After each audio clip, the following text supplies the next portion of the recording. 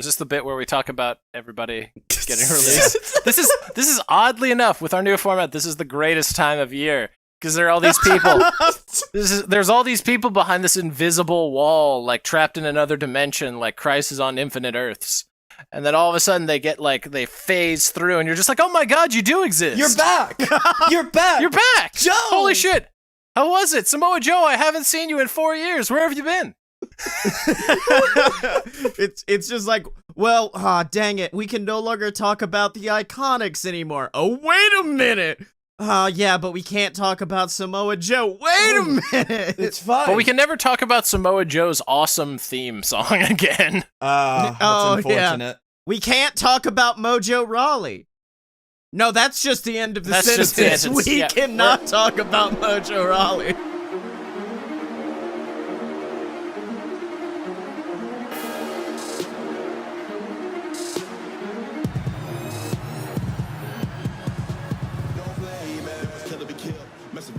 So welcome to Fight Boys, a show about professional and not so professional wrestling. I'm the first face on wrestling podcast's Mount Rushmore, Scottye Moore. I am recently released Blake Tanner. I am wondering what old man Scotty's doing in his rocking chair recorder. Oh, that's a story. Dylan. That is a story.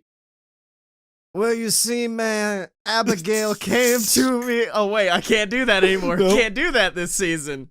Oh. So, Well, no, that character's dead, so you totally Yeah, can. yeah.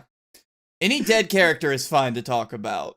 Yeah. can we quickly, for the next year, establish what do we want to call the company that we cannot? I don't want to go with the Fed, because that's too carny for me. The main roster. The main, it's just the main roster in general. Okay, we can do that. Yeah, that allows us to periodically talk about NXT if they do something really cool. Yeah. No, it's just like when we have to say the full name, it's just static plays over it.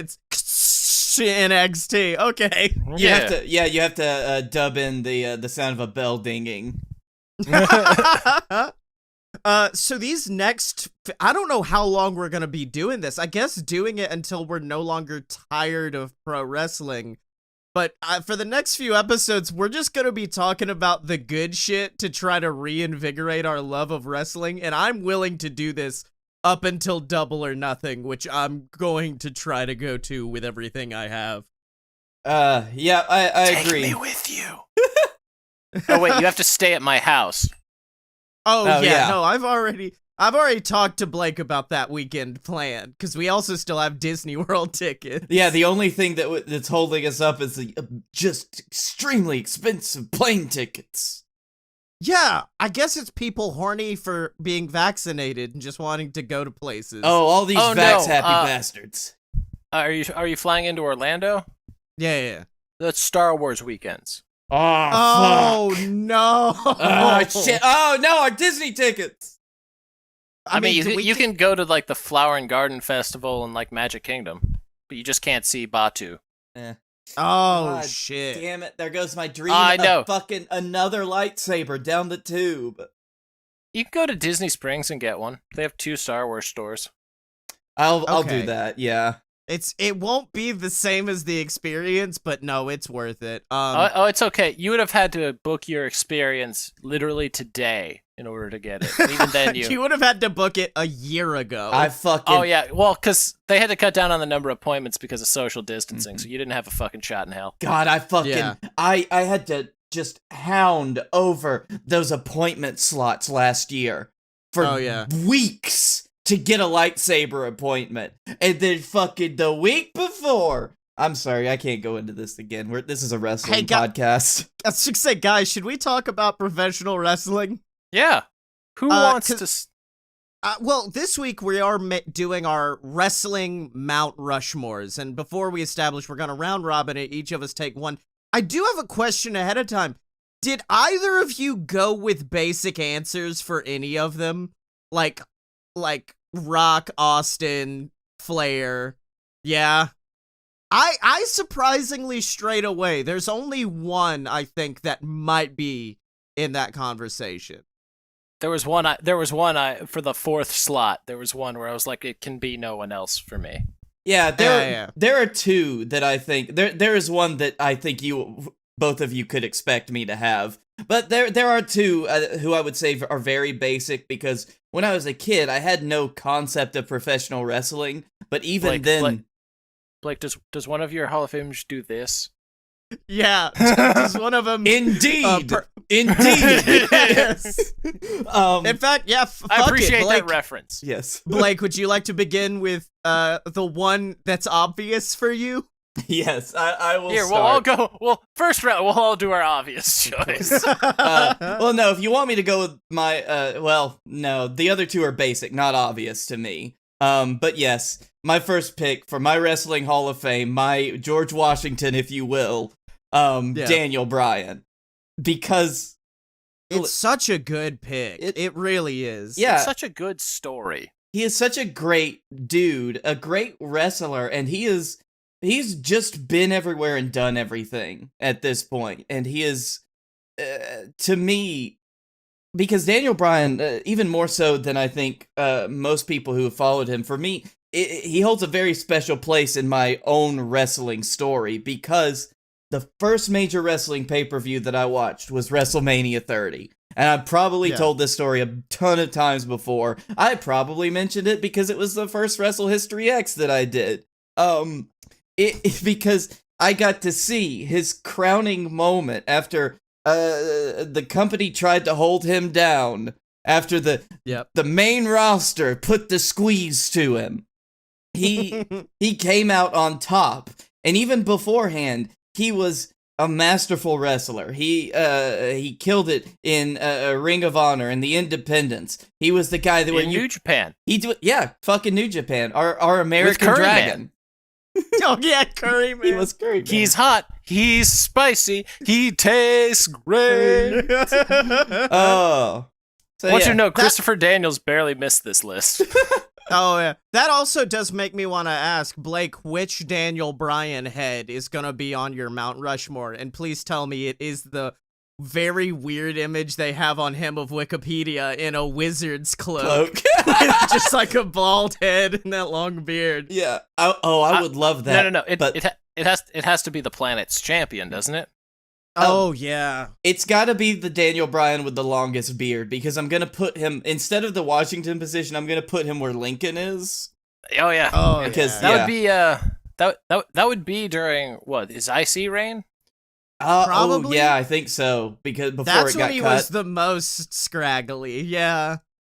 Honestly, yeah, Daniel's such a good pick because it's rare for a guy to be super beloved on the indies and then also have everything the main roster wants, because if you need Daniel to do a comedy bit, Daniel can fucking fist me, boys. He double fist me. And I think that's one of the reasons that I love him so much, because he has had such an impact on the wrestling industry as a whole. But also because he is one of those people that the bad man who runs the company loves. Like, absolutely just fucking adores him, to the point where Bryan could do just about anything that he wanted in that company outside of being the main champion, until the audience forced his hand and made him the main champion for however short of a reign it was. And then he came back. He was, then he got it again as the new Daniel Bryan, and he was a wonderful heel. And then he went right back to doing fucking comedy shit, and he's amazing there, and now he's doing backstage creative stuff. He could fit literally anywhere in the wrestling industry, and he has. I'm trying to remember what the phrase was, but my favorite thing about Daniel Bryan is it truly is the fans and whoever backstage made the decision that got him over, because they gave him a personality test when he joined the main roster. And I think the biggest point that came out of it for Daniel was the fact that he had zero ambition. He had absolutely no ambition because on this personality test. And both of you know that really resonates with me on a special level. Yes.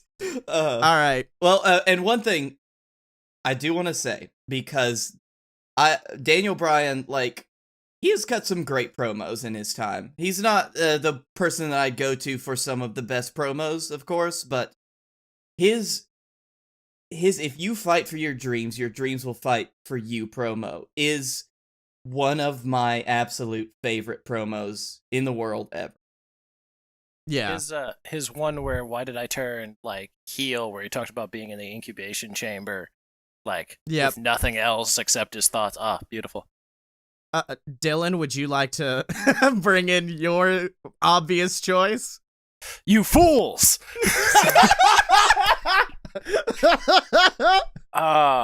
6 odd years ago, on a random YouTube video, I saw my favorite wrestler of all time. And he showed up in a fucking, like, duster-length leather jacket, aviator shades, and the most anime villain fucking persona I think I've ever seen in professional wrestling.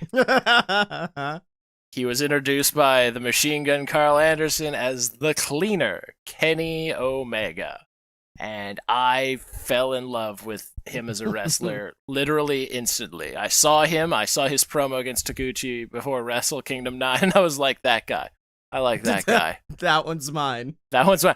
And it never stopped. To this day, I still cheer and root and support everything Kenny Omega does. I'm burned out on wrestling. Completely and utterly. I'm on fumes, largely because I gotta do schoolwork and I'm trying to, like, you know, do other life things. But I still, if anytime I hear like, hey, Kenny Omega's doing this, I was like, fuck yes. There's that pay-per-view next Saturday, and despite the fact that like it's right before the deadline of a major paper I almost want to buy an Impact pay-per-view just to see if he becomes the unified champion. That is how deep my love of Kenny Omega is. The Young Bucks got me into New Japan because I found the Young Bucks through searching around. But Kenny Omega, like, is what made me love wrestling. Because after I found Kenny Omega, I was just like, yeah, dude, everything about this. Everything about everything. Because, like, Kenny Omega is the reason that AEW exists. Kenny Omega is the reason why we have another company to talk about. Maybe not directly, like Tony Khan and the Bucks, but like him. And like when he left and he started AEW as one of the vice presidents, that was what got all of the smarks to go, Kenny Omega's like maybe the greatest wrestler in the world. Maybe this is a good company.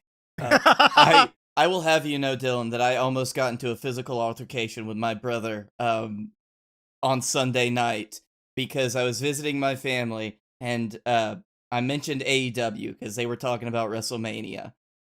And he said that Kenny Omega sucks. And I almost grabbed my brother, who is a foot taller than me and almost 10 years younger, by the scruff of his neck and said, you take that back right now because I'm going to have my even taller friend fight you. The only thing that anybody ever brought up that I can't unsee now is my roommate. I was watching All Out, from the first All Out when it was Pac versus Kenny. My roommate came in and he was like, these have to be the two wrestlers with the worst hair I've ever seen in my life. And he wasn't wrong, because at that time, Kenny was probably rocking his worst version of the mullet, and Pac's hair is a fucking abomination. Pac has the... It's better now. You know where they put, like, squid ink in spaghetti to make black dark spaghetti? That's Pac's hair. He's just got squid ink hair. Anyway, yeah, in the most prominent position I can in my Mount Rushmore is Kenny Omega, who I see as, like, the godfather of the new revolution of pro wrestling. Now, if you subscribe to us on patreon.com/a-load-of-BS, you have been spoiled for what each of our first three were. Because my first and most prominent face, and it will lead into Dylan's, I've been told, is CM Punk. And I don't know why I said that like Eli Drake, but fuck yes, CM Punk. CM Punk! Dummy, yeah. But Dylan really hit the nail on the head for why I love CM Punk with why he loves Kenny Omega is I loved wrestling, but CM Punk made me love wrestling. CM Punk is the reason why I said, like, if I don't, I'm going to be involved in this somehow, whether it be as a wrestler, as a podcast host, as a guy who makes a weird little wrestling audio drama. CM Punk was the guy. Like, I remember the night, you can't not talk about the fucking pipe bomb during this. And I remember the night, because at that time I didn't watch Raw live, and I told this in my Wrestling History X as well, but I just remember logging onto Facebook back when Facebook wasn't garbage, and just a thread of people going, Kenny Omega's gonna get or I'm not Kenny Omega, CM Punk's gonna get fired. So what's going on with CM Punk? And it was just a thread of, like, everyone being shocked at the things he was being able to say. But then when you look back at his career, that's kind of what he always was. He would go out and just say whatever the fuck he wanted. It was just that night he got to say truly whatever the fuck he wanted. And, like, he's not the most phenomenal in-ring worker, but he's definitely a step above, and because of his character and his relationship he built with the audience, he didn't have to do 450s. He didn't have to do springboard cutters. Like, he fucking hit an elbow drop off the top, and even with all that, the crowd would pop massively for him. And he really is good at building, pun intended, a cult of personality around him, where either people will love him or hate him. I don't think I've ever seen anyone in between on CM Punk, and that's one of my favorite things about him. And that's the funny thing, because on any given day, I could be either way about CM Punk. Same. It's really weird. Like, I'll hear something about CM Punk, and I'll be like, that son of a bitch. And then I'll hear CM Punk give an interview, and I was like, I like this guy. But no, along with Scottye, it wasn't so much that CM Punk got me to love wrestling. CM Punk brought me back to wrestling. Like, it wasn't even the day of. I was in, oddly enough, it was just back when I was in the Czech Republic for a bit, and I was on Reddit. It was like, Reddit sub of the day, or like on this day, and it was CM Punk's pipe bomb. And, like, one of my friends has kind of got me back, and I was like, oh, yeah, wrestling, whatever. And I saw that, and I was like, oh, what's this? And then, like, it all cracked back. Because I had been deadened by the Cena era, and I, gave up. And then I saw that, and I was just like, oh. And it, like, it all, like, the passion for it again. And it was that same thing I did before, where I, like, reached out like fucking Galactus and just started consuming all the wrestling knowledge that I could. And, like, now I have a small almanac of pointless goddamn wrestling knowledge. But, like, it was all because of him. Because the Young Bucks led me to New Japan, but CM Punk is what led me back to going on to, like, YouTube and eventually finding, like, internet forums. So I found the Young Bucks that led me. So it all always goes back to Punk. I mean, I had the exact same thing, because, I mean, I knew of New Japan and Ring of Honor, but I never really looked into it. Him name-dropping New Japan, Ring of Honor, Colt Cabana, all that is what got me into independent professional wrestling, and then into PWG, New Japan, Ring of Honor. And in fact, I remember the exact video. It was called The Funny Side of Independent Wrestling, and it's still on YouTube, I believe. And it's just got clips of the most ridiculous bullshit to ever happen in the ring, a majority of it being Chuck Taylor.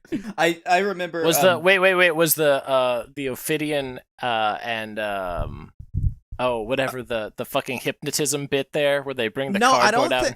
Because that's the best one. They break dance in the ring after hypnotizing them in CZW of all places. My favorite is still the Chuck Taylor Archibald Peck match, where halfway through the match they realize there are these massive paintings on the wall. I'm gonna drown you.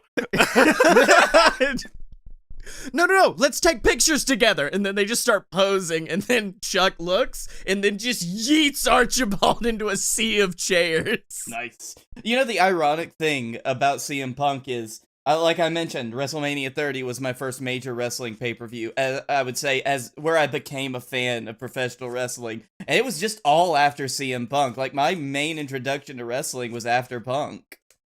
Yeah. So that's... It's a shame, because his last WrestleMania match was fucking awesome. Was that that was Taker, wasn't it? Which I've seen that match before. It's amazing. The build up to that match, him dumping Paul Bear's ashes all over himself and bathing in them. Fuck me. Yep.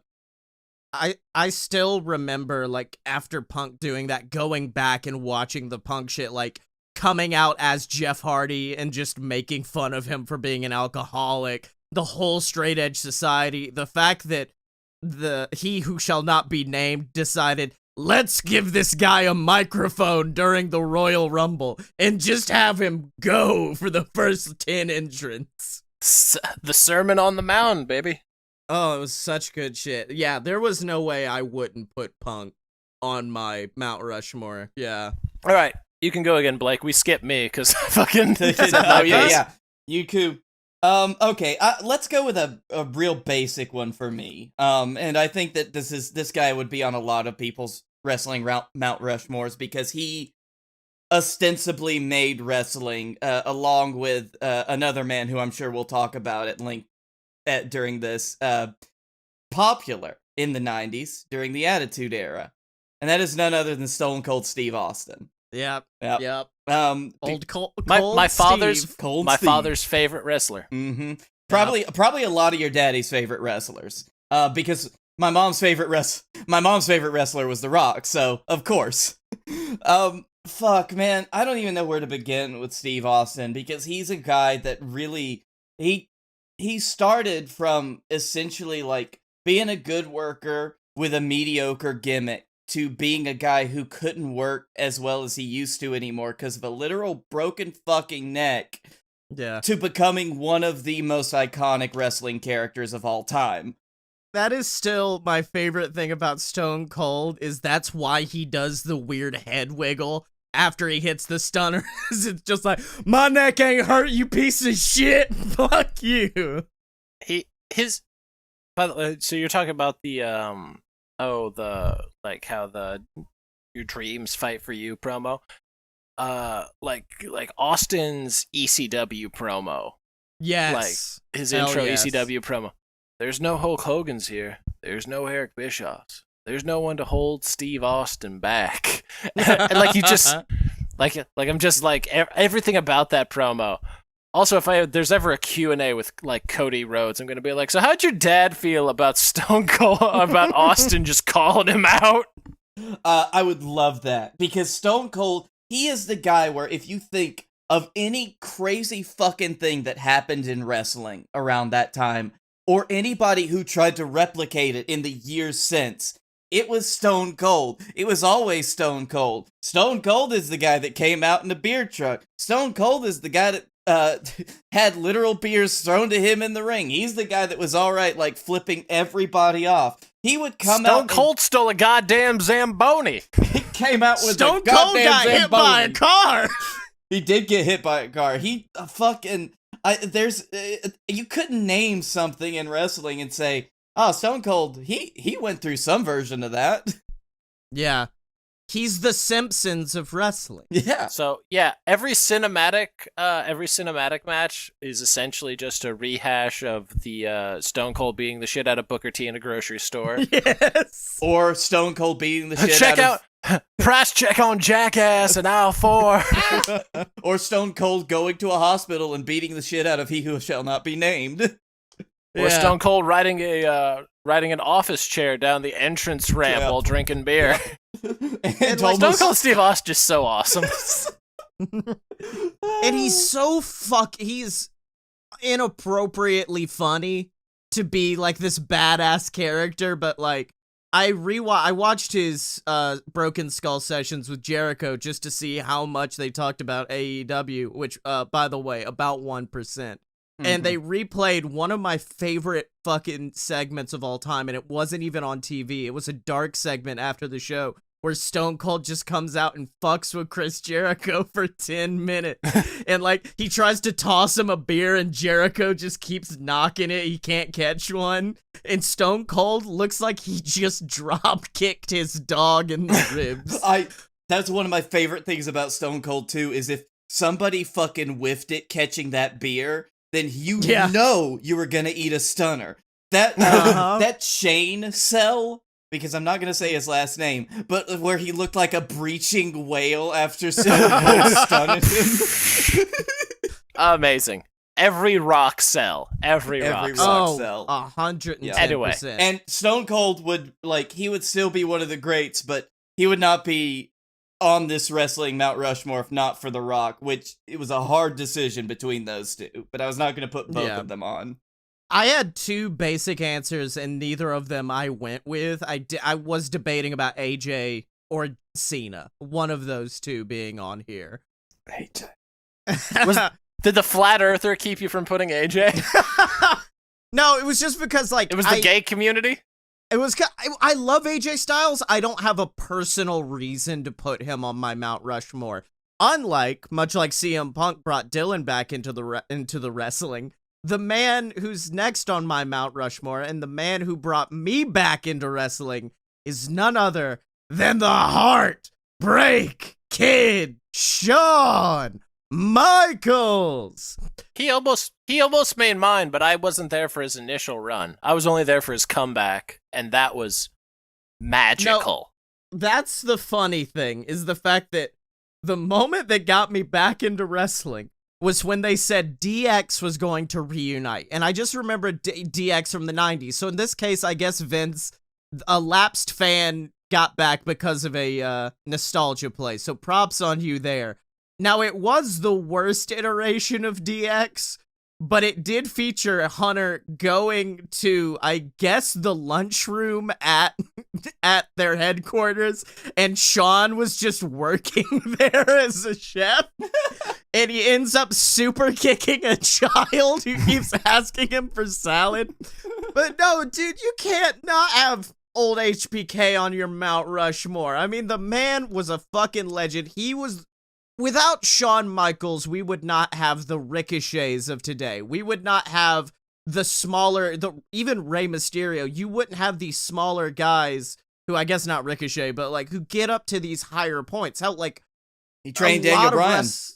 He did train Daniel Bryan as well, and that small man definitely got a few looks, probably because of Shawn. And like when you look at the stuff he did in the 90s, like the Iron Man match with Brett, the Montreal Screwjob, which I know not everyone's a fan of, but holy shit, it was definitely history making. And if you want something to generate heat for your heel fucking champion, that'll do it. Then he was behind the Elimination Chamber.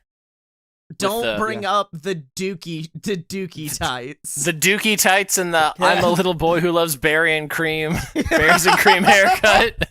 Also, he is a man that, like, I know he had his personal problems, but he was somebody who was not afraid to go out there and literally embarrass Hulk Hogan. Yeah. Oh, yeah. Well, that was past the problems. That's when he was a born-again Christian. He just didn't want to... And he hated Hulk Hogan. He made Hulk Hogan look like an asshole for everyone who never got to make Hulk Hogan look like an asshole. And, of course, he was in DX. He was, I think, probably... He was also in the NWO. I know, that's what I was about to say, if he was the only one, but no, X-Pac/Six-Pack was in both of them. But yeah, like one of the founding members of DX, which is arguably one of my favorite stables of all time, because they, like CM Punk, just truly would go out and not give a fuck. And it's one of my favorite things, and it's something I think about now, because, I mean, we get listeners, but we don't get a lot of listeners. And it reminds me of DX, because the reason DX got away with so much shit is because Vince wasn't watching. I'm sorry, he who shall not be named was not watching. He wasn't paying attention to the fucking segments, so they just got away with whatever. Including like the fucking one where they went out and said, the USA Network has given us a list of words that we cannot use on television. And they are as listed. And then they just go down the whole thing. Or the time that they said, oh, hey, a WCW taping. Let's make a fake tank. Let's go. And then past that, like, when he came back, it wasn't a nostalgia run. Motherfucker was just as good as ever. Better. Better. I mean, he had the arguably probably the best WrestleMania match of all time with fucking Taker at 25, then another banger at 26, which that whole storyline is a wrestling history X in and of itself. He had the retirement. He had the retirement of Flair. Like, he's Mr. WrestleMania for a reason. Win, lose, or draw. Yeah. And like that Royal Rumble before the Taker retirement match is phenomenal because it's all about Shawn wanting to fight Taker, who was the champion at the time. And his elimination is my favorite elimination of anyone out of any Royal Rumble of all time because it looks like a fucking accident. Batista bumps him and you see him scramble for the ropes as almost saying, oh shit, we fucked up the spot. And then he just lands and starts super kicking everybody. Mm-hmm. All right, Blake, what's your next one? All right, my next... I just kicked Stan. Fuck, that's a good moment, too. My next one is probably... It might be a surprise to you guys, but I want you to imagine. It's less than a year after I've gotten into professional wrestling for the first time, but all I know, outside of the great videos that Scottye has shown me, like the Wrestling Road Diaries and a lot of independent stuff, I don't know much about where wrestling is truly king. I don't know much about the country that has perfected professional wrestling. I don't know that much about Japan. And so I watch the my buddy says we're gonna stay up real fucking late and we're gonna watch the biggest show in this company called New Japan, called Wrestle Kingdom, and this happened to be Wrestle Kingdom 9. And it was a great show. I got to see a lot of great shit. Like that's the first time I ever saw Kenny Omega on live on a pay-per-view. I mean, that's the first time I saw Okada, Tanahashi, Kota Ibushi. That was some of the greatest wrestlers in New Japan right now. But that's also where I saw one of the most charismatic motherfuckers that I've ever seen in the world, Shinsuke Nakamura. And that is...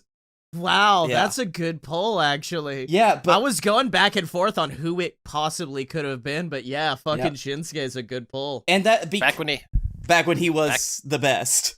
Back when he was the king of strong, back when he had Subconscious as his fucking theme song. Down, down, down, down, down, down, down. The Bomaye, the fucking where he put in so much fucking work every single time. I remember Wrestle Kingdom 9. I remember that people say it's one of the best Wrestle Kingdoms. But out of that, the thing that I remember most is being captivated by that Nakamura Ibushi match. Like, absolutely. To the point where it was Tanahashi Okada after that. I don't remember that match. It was just as good, if not better. I remember the IC title match from Wrestle Kingdom 9 more than most other matches I've ever seen. Because I was like, who the fuck is this Nakamura guy? And I went back and did a deep dive on some New Japan, like, good matches, but I focused on him. And his record... or the fact that, like, once he reinvented himself as the king of strong style, he really hit on a nerve that really resonated with me. And I still don't know why to this day, because he's the weirdest motherfucker, but he's great. I'm looking at the card for Wrestle Kingdom 9. Holy fucking shit, this thing slaps. Yep, it was the first year that it was actually the pay-per-view at which New Japan World was released. So it was the first time that an international audience could watch a Wrestle Kingdom. And we stayed up late as shit to watch it too. But it's and Nakamura, not to say that, I mean, we all know the story with Nakamura going to the place. We all know. Because when he had his first match against Sami Zayn on NXT, fucking phenomenal. A 5-star banger. That is where the Fight Forever chant started, essentially. Like, that is where it became... I'm pretty sure it might have happened before, but that's when people started doing it. No, that was it? That was it. Okay. Wait, really? I thought that happened Nope. along... Because I thought that happened during Generico Steen a few times. Wow. God damn. That just goes to show. Not for a whole, not like that was the first time, like, it was big. Oh, yeah. And I will say, to Nakamura's credit, man knows how to cut a deal. Like, he basically bagged an early retirement while he still got to wrestle a little bit in America and basically have the biggest vacation ever. He just surfs. Everywhere they go, he just fucking surfs. I was mad about it at first until I realized how old he was. Yeah, until I realized what he was doing. And, like, that doesn't mean he could still fucking turn it on. Even this year, his Rumble promo has made me just like, I know you can still do this, you bastard. You bastard. Stop teasing me. But it's fine. You can enjoy your retirement, Nakamura, because you are the man that introduced me to Japanese wrestling, basically. So, he deserves it. All right. So, on that note, I'll go with mine. So, at that same Wrestle Kingdom, and honestly, before Kenny Omega, when I was watching old things, my favorite wrestler lived in the reign. I have and always will have an immense respect, and I cannot make a Mount Rushmore without Kazuchika Okada. Because while Tanahashi is the person that brought New Japan out of the dark ages from Inoki and kept it going for forever, Okada raised that company to new heights. When he said that I will take New Japan out of the sea and turn that sea into an ocean, he fucking did everything in his goddamn power. Before 30, he had literally transformed that company through his work with Tanahashi, Omega, Goto, everyone, Suzuki. That man has wrestled everyone at a 5-star level. Like, he will get the best out of everyone. He got a 4-star match at a fucking Bad Luck Fale. All right? He's only 33? What the fuck? Yeah, they made him champion at fucking 26. Holy shit. The Rainmaker Shock back at fucking Wrestling Dontaku, I think. No, New Beginning in somewhere. Where he just out of nowhere. And like, I'm to this day convinced that they made him look like a dork at that Wrestle Kingdom so that when he beat Okada, no one would see it coming. And then he just went with it. And now he's so established. And you need to understand, that man is wrestling with like 2 slip discs. Yep. That's why he hasn't been in the main event. Guess who's going to be in the main event in a month and a half? Yeah. Yep. Guess who's probably going to win the championship back because they made a new championship and they need somebody who looks damn good wearing gold. Yep. Who also does look like he could walk straight into a Dragon Ball Z like episode. Oh yeah. That's it. That's the other thing is he is cross promotion. He was in a fucking anime. Like one of those card game animes. He just showed up. And he didn't show up as a character. He showed up in fucking Kazuchika Okada. And everybody just fucking went with it. That's how good he... Like, he was also in, what's the fucking video game that had all the New Japan guys in it? Yeah, Yakuza? Yakuza? Yeah, he was in Yakuza. Yeah, that's right. And here's the he's such a giant fucking dork. He's such a goddamn dork. There was that period of time where he had like the red hair and the balloons and he would fucking do a springboard clothesline and he'd just yell yabba dabba doo. Like, it's not even a joke. It's not even a joke. And he's just such a, like, even the best friends, like the Bucks, everybody's just like, he's a giant fucking, but he goes out there, like the motherfucker was chosen by his hometown to run the goddamn Olympic torch. Right. Like, the man, like, I can't, like, the respect I have for Okada, like, there are some matches where I root against, but my respect for him. And always, in everything he's done for wrestling, for New Japan, for pro wrestling as a whole, like, he has to be there. Oh, yeah. Well, mine's similar in that vein. And unfortunately, I know Mount Rushmore is only supposed to have 4 heads on it. Mine will have 5. Because I had to include a couple of good Christian boys on my Mount Rushmore. That's fine. They can share. Yeah, and I wasn't sure. I was like, maybe not. And then literally yesterday, they put on a fucking match of the year candidate against on Pac. Free television. Right? God damn. I take back everything we said either last episode or the episode before about them because it's like, we literally said, are we just getting bored because they're always so good? And then no. Yeah. No. We were wrong. God, Heel Bucks is so good. There was a moment during the match where Matt hot tagged himself in, tagging in Pac, and then he does a fake babyface comeback and then starts crying. It was so good. Yeah, dude, the Bucks fucking, because, like, I was a DVD collector, and I always would, like, I'd grab the Chronicles of Steen and Generico, and I'd watch, like, 3 or 4 matches. I would watch the big Steen Generico matches and shit like that. When I bought a Bucks DVD, I just watch every fucking one of them because they're all bangers, and they found a great way to take a spot monkey kind of, that's how they were looked at, was spot monkeys, and then find a way to incorporate psychology in it, and then also take what a lot of their predecessors, like Zack Ryder with Z True Long Island Story, or Cabana with The Art of Wrestling, took all of this new digital media that was available to them, and found a way to just fucking perfect it. Like, I know now, I assume they're gonna slip back into it now that they're heel again. But for a while, when you would just jump on Twitter and they would be ranting about how much money they made at the merch booth, fucking killed me every single time. And, like, they also had probably one of my favorite not talked about much matches.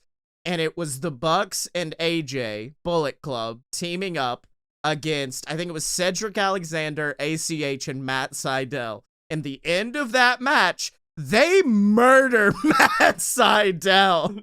They are the original wrestling trolls, too.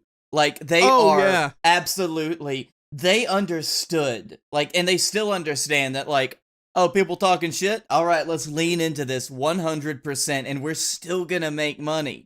All we have to do is annoy these people. Jim Cornette, you are our biggest moneymaker, you motherfucker. I'm sorry, I just gotta discuss them murdering Matt Sydal more, because it was beautiful. It was, if I remember correctly, like, double super kick into Meltzer driver, then they dump him behind, AJ catches him in the Styles Clash, and I'm like, oh, this must be Indie Taker. Oh, yeah. Yeah, lift up Indie Taker. Yeah, Matt Sydal died. I'm surprised every time I see him. I just remember when he got set up for the Styles Clash, going, oh, this must be the end, and then they just kick him in the face one more time for good measure. That match fucking rules. That is one of my favorite matches I ever got to see live, and that's the thing about the Bucks. Always great to see live, no matter what. Like, the Bucks have perfected the art of complementing a singles wrestler to build an unforgettable 3-man team. Oh, yeah. Because whoever they're with. Hangman, AJ, Omega, fucking obviously. Adam. Oh, yeah, Adam, yeah. And they all felt different. It never felt like the Bucks just grabbed someone and just did the shit they did with Adam. Like, no, their dynamic with Adam was different than their dynamic with Hangman, different than Omega. Like, they're so fucking adaptable. And that's the weird thing is, like, when we talk about, and I'm going to definitely talk about versatility in wrestling in a few, and talking about evolving your character, the Bucks never, like, you didn't have a American badass period of the Bucks. They were just always the Bucks, just a little bit different. And yet, the beginning, my favorite version will always be the beginning of the Bullet Club Suck It version of the Bucks. That was the greatest. Oh, yeah.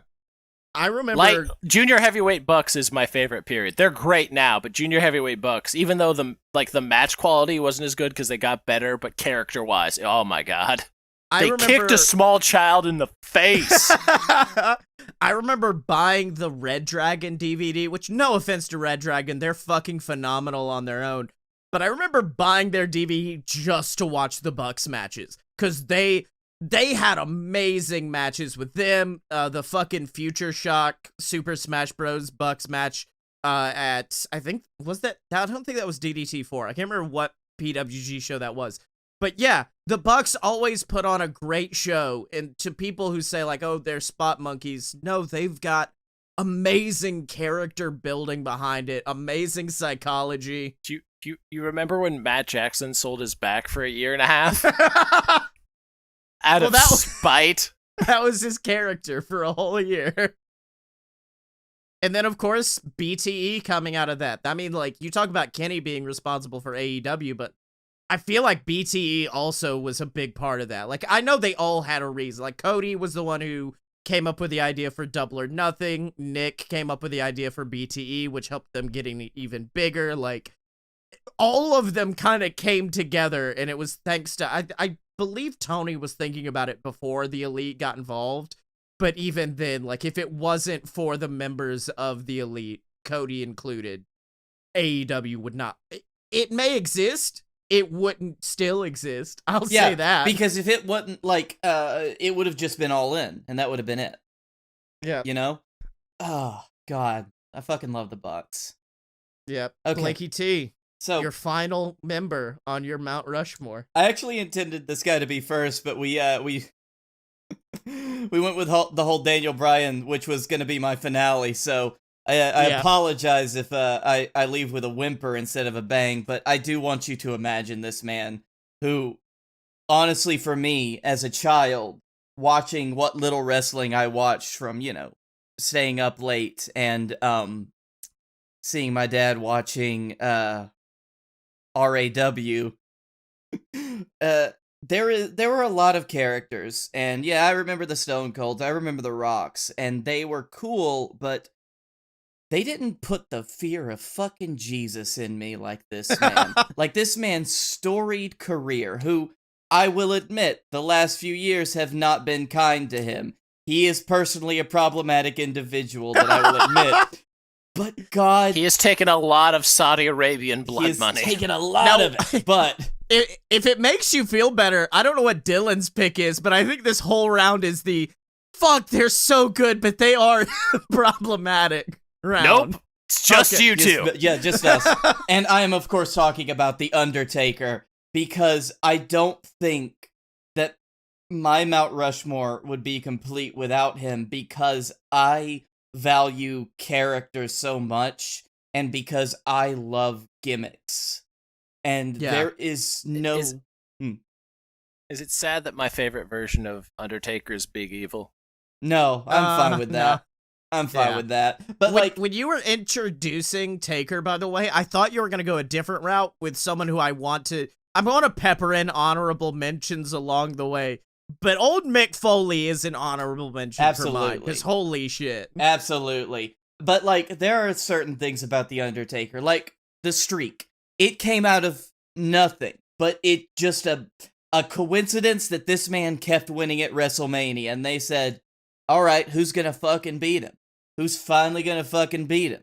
And I'm gonna be honest, it was a shock, but it was something special when he was beaten by Brock Lesnar. They ruined it afterwards, but that moment... I think the opposite. I think it was rough in the moment, and Paul Heyman fixed it the very next night. I did see an interview. I saw an interview with Edge where he was like, yeah, they were going to have me snap the streak. And I told him, fuck no. I told him absolutely not. I am not the one to do this.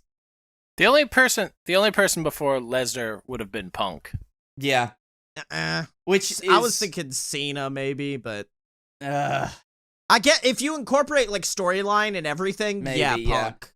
But anyway, The Undertaker as a character, he has gone through a lot of transformations, and honestly, I haven't really hated any of them, except for the big long trench coat Taker right before he returned to the dead man at WrestleMania 30, essentially. That was kind of hit or miss for me, but he went through so many periods of being literally a character that should not work.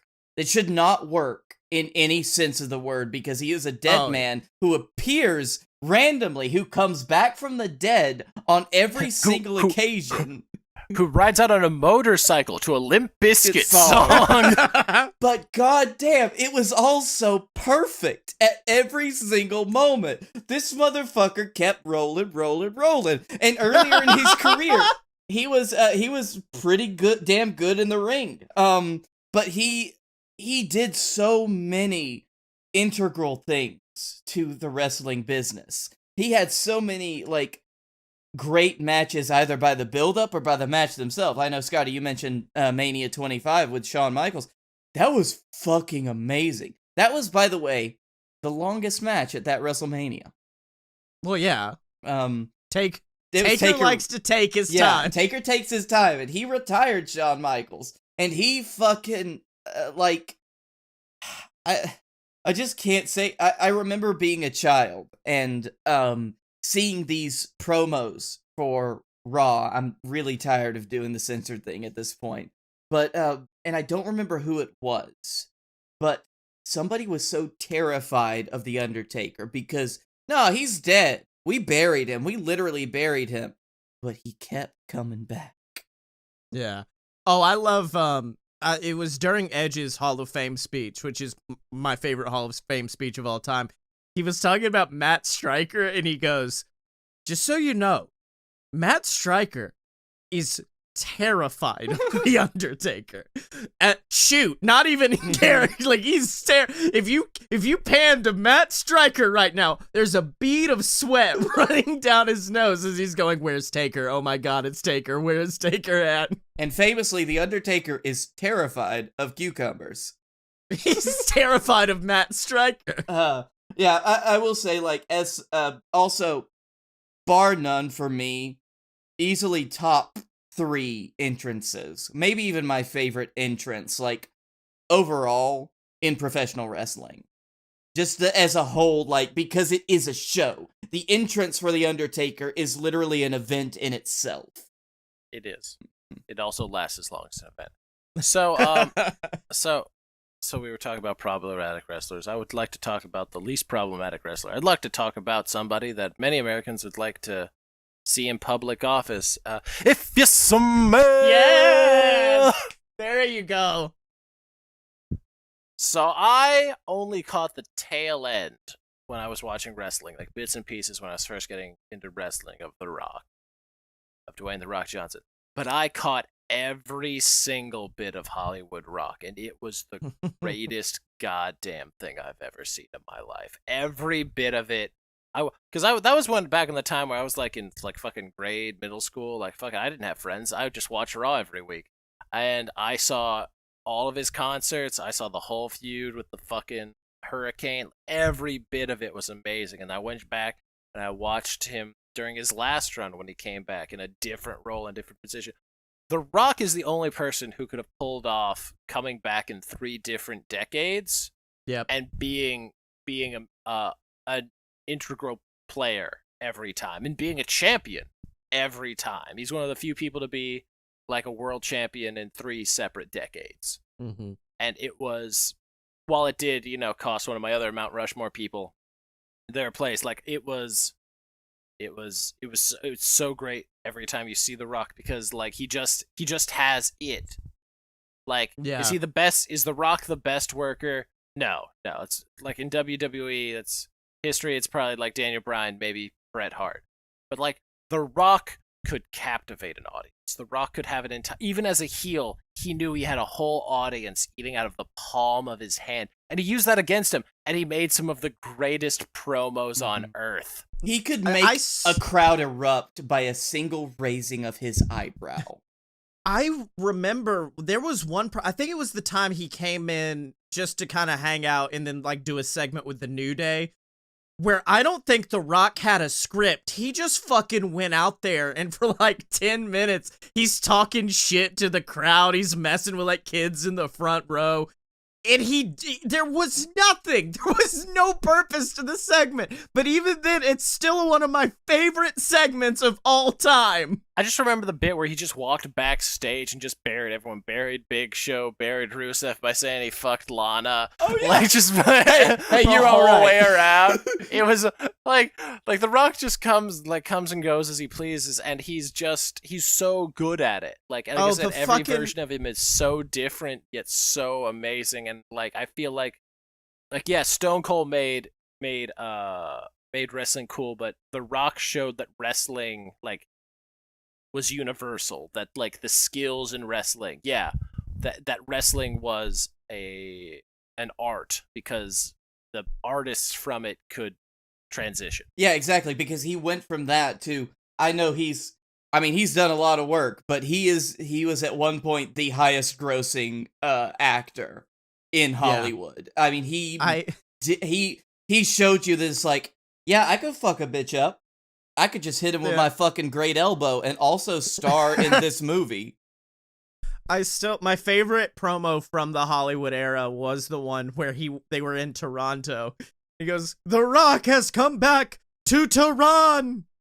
Tehran is mouth on all you candy asses." What was it? All I remember is "Fast like a buck, the greatest thing to come to Canada, 'cause the Maple Leafs suck." And it's the hardest I've seen a crowd turn. It's like, oh, that's where I live. I'm gonna go cheer for you. You make the Rock sick. He's also amazing at just staying in character no matter what. I remember this. It's one of these tiny things about The Rock, like that somebody posted, just a gif of him. Literally, he had a cup of orange juice in his hand, and he hit it up against somebody else, and a little bit of orange juice, you could clearly see, splatters in his eye. The Rock, like, winks, he closes his eyes, shakes his head, and he's back to being The Rock. That is fucking orange juice in your eye. Well, on to mine, and we're back to the. I hate it because my my final member of my my Mount Rushmore is an individual who is proven to be so problematic. We've created a whole segment on the show devoted to it. But also, when I look back at like when I sit down to write episodes of JWF Ignition, or when I think like, sorry, how to, sorry, before I forget, are you wearing 2 fucking watches? Yeah. I'm wearing my my grandfather's watch and a Fitbit. Okay, continue. Nice. That lack of style ties greatly into your pick.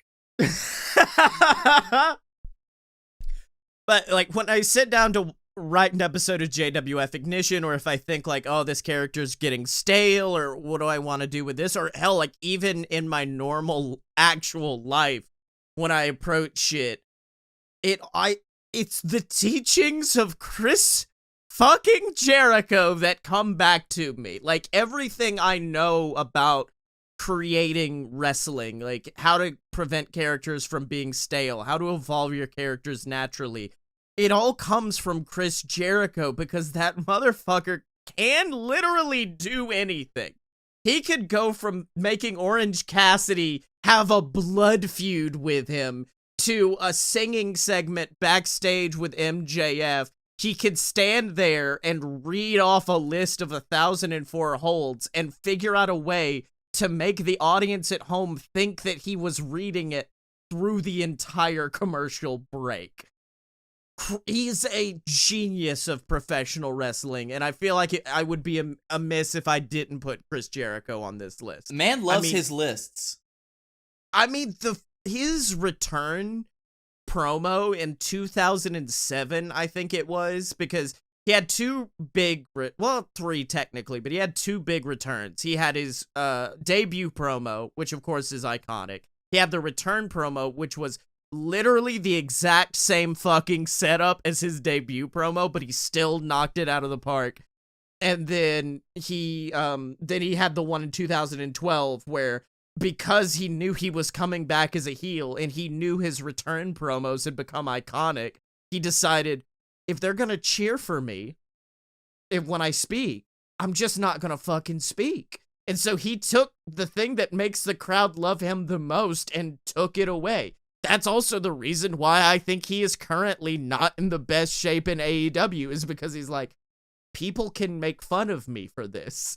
That adds to my heel character. The man knows how to get heat. He knows how to get cheered, and he's willing to go to insane lengths to devote to that character. Mm-hmm. He also just comes up with some of the wackiest shit, which I do have to appreciate.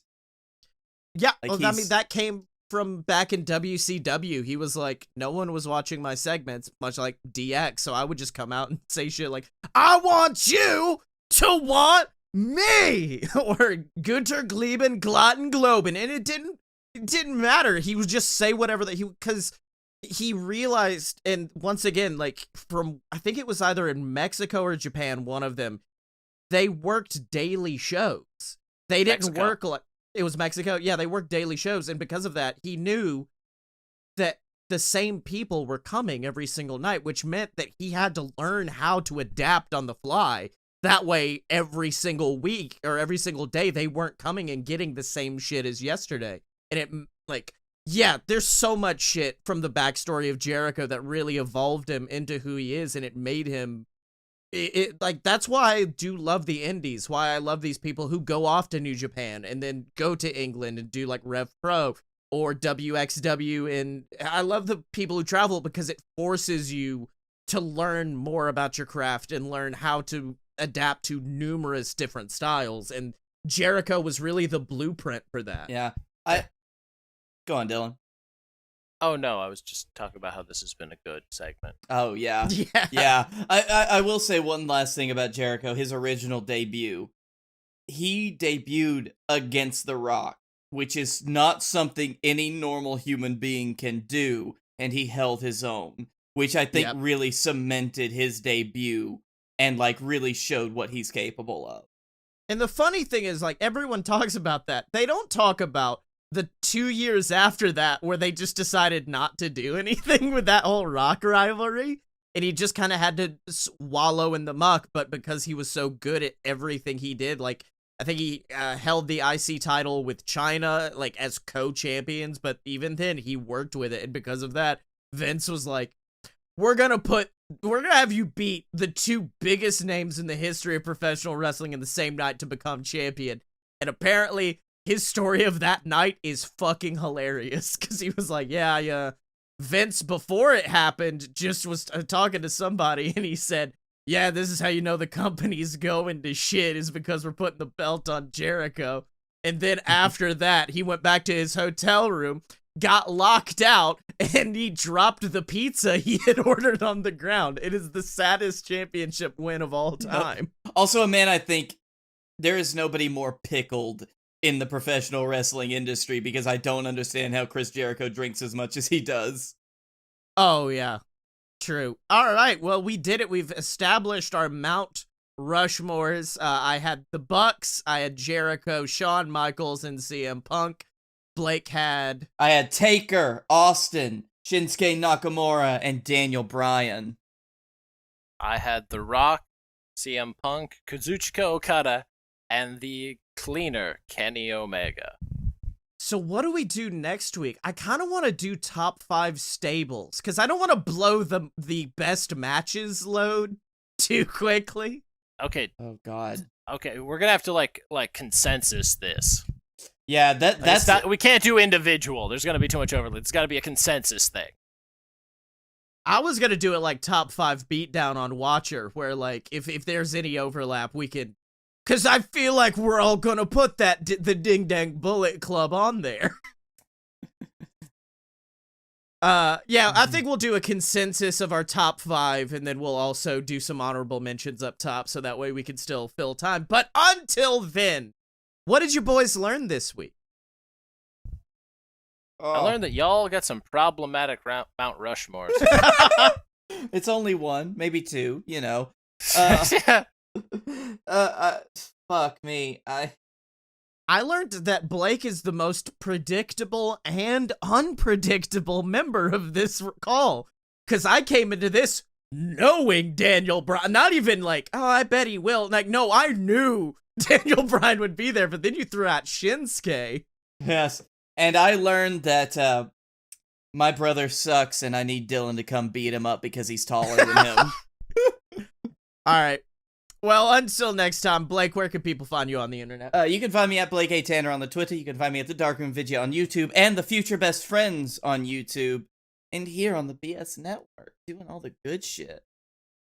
And you can find me on Twitter at Scottye Moore, SCOTTYEMO, and check out all my other podcasts from Fun Fiction, The Mini Adventures of Sammy Magic, or JWF, Monday Night Ignition, and make sure to go to patreon.com/jointheweird and support The Weird. It's my brand new TTRPG actual play podcast.